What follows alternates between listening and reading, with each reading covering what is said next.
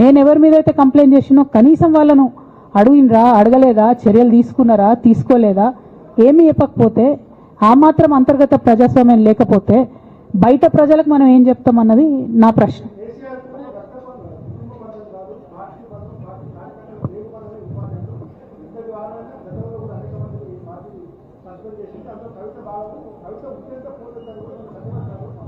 నేనేమంటున్నా బ్రదర్, వాళ్ళందరికీ ఏది చెప్తే స్క్రిప్ట్ రాసిస్తే అది మాట్లాడతారు, దాంట్లో ఏముంటుంది.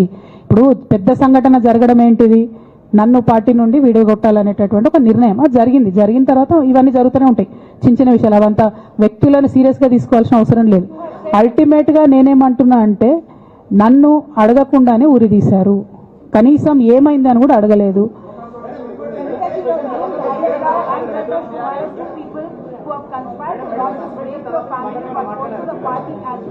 But this is also being portrayed as a succession matter, that your father actually chose your brother as a political heir and that you want space in a political party as a leader, and that's the reason why you have started making this kind of reversal. Madam లోగా తీసండి madam. నేనేమంటున్నా అంటే, కింద పెట్ట నేనేమంటున్నా అంటే, ఇప్పుడు ఈ నేను మాట్లాడే ప్రెస్ మీట్ చూస్తున్నటువంటి రాజకీయ నాయకులకు కావచ్చు, బీఆర్ఎస్ పార్టీకి సంబంధం లేని వ్యక్తులకు కావచ్చు, వాళ్ళకి ఇది ఒక ఎంటర్టైన్మెంట్, ఇది ఒక వార్త.